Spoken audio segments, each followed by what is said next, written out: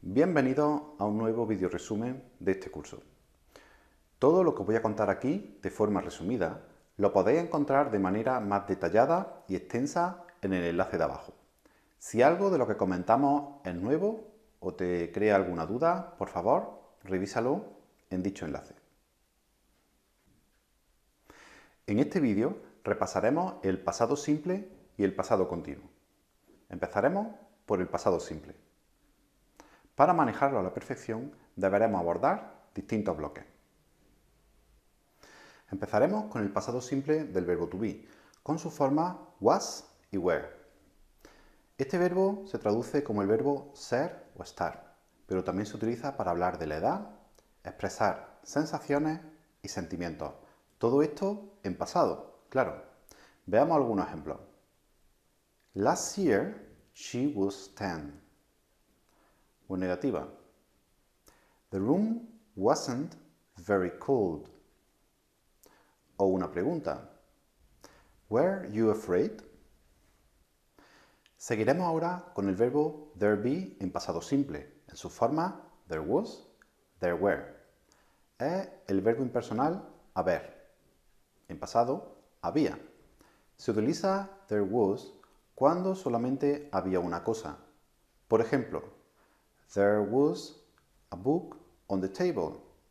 O en negativa, there wasn't a book on the table. O una pregunta, was there a book on the table? Utilizamos la forma there were cuando detrás ponemos algo en plural, cuando había varias cosas. Por ejemplo, there were several books on the table. En el último grupo vamos a hablar del resto de verbos, cómo se ponen en pasado simple y qué significado le aporta esta forma verbal. Empecemos con esto último. Se utiliza el pasado simple para hablar de una única acción que ocurrió en el pasado. Hay una ruptura con el presente, ya no ocurre.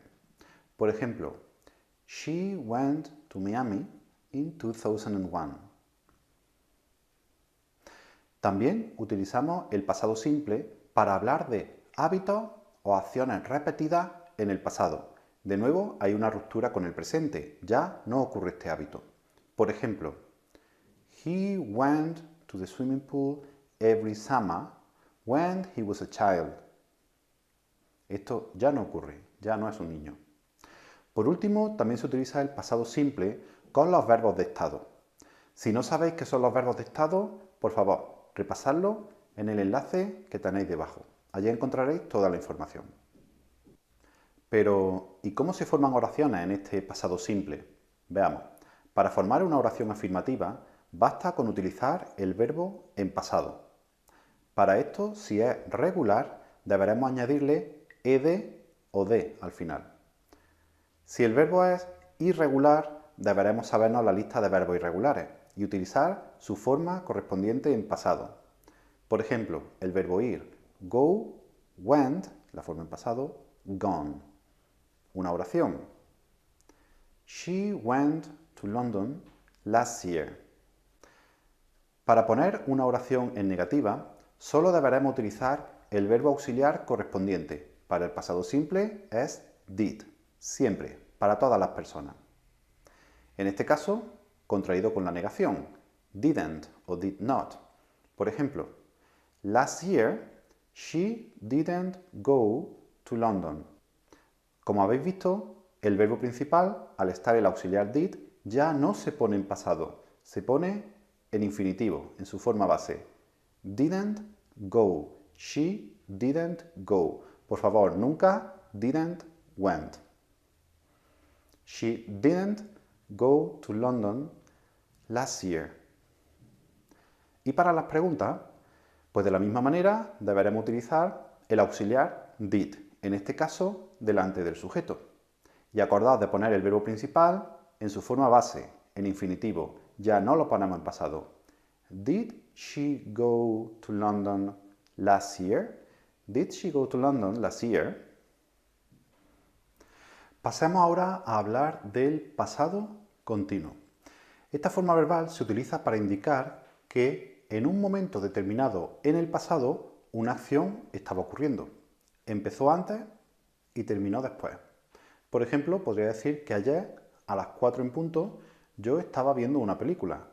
Yesterday, at 4 o'clock, I was watching a movie. Empecé a verla antes de las 4 y terminé después. A las 4 estaba en medio de la acción. También es posible utilizar este pasado continuo cuando queremos hablar de una acción que ocurrió en el pasado, pero queremos indicar que estuvo ocurriendo durante un periodo de tiempo. Queremos hacer énfasis en esa duración. Por ejemplo, they were traveling around Europe for 1 year. Para montar una oración en pasado continuo necesitaremos, por un lado, un auxiliar, que utilizaremos siempre, tanto en las afirmativas como en las negativas, como en las interrogativas. Este auxiliar será was o were, según corresponda con el sujeto. Por otro lado, necesitaremos que el verbo principal siempre vaya acompañado de ing. Siempre debemos colocar el gerundio. Por ejemplo, she was doing an exam yesterday at 10 o'clock. O en negativa, she wasn't doing an exam yesterday at 10 o'clock. O una pregunta, was she doing an exam yesterday at 10 o'clock? Por último, comentar que es muy común que se den casos de frases en las cuales coexisten ambas formas verbales, pasado continuo y simple. Estos casos indican que hay una acción larga, que viene representada con el pasado continuo, en medio de la cual ocurre una acción corta o puntual, que viene dada con el pasado simple. Esta acción corta también puede terminar con esa acción larga que venía ocurriendo.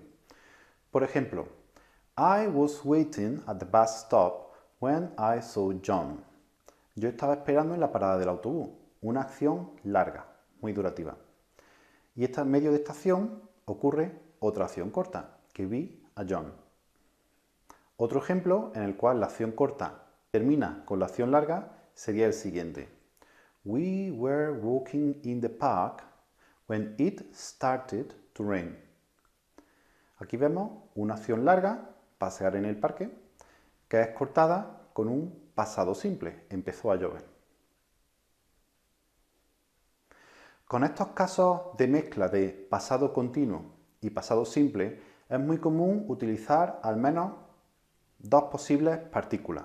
Estas son when y while. When puede acompañar tanto a la parte de pasado continuo como a la parte de pasado simple. Por ejemplo, when I was waiting for the bus, I saw John. O I was waiting for the bus when I saw John. Como hemos dicho, while sería otra posibilidad, pero esta partícula sola, única y exclusivamente puede acompañar a la parte de pasado continuo. While I was waiting for the bus, I saw John. Muchas gracias por tu atención y nos vemos en el próximo video resumen.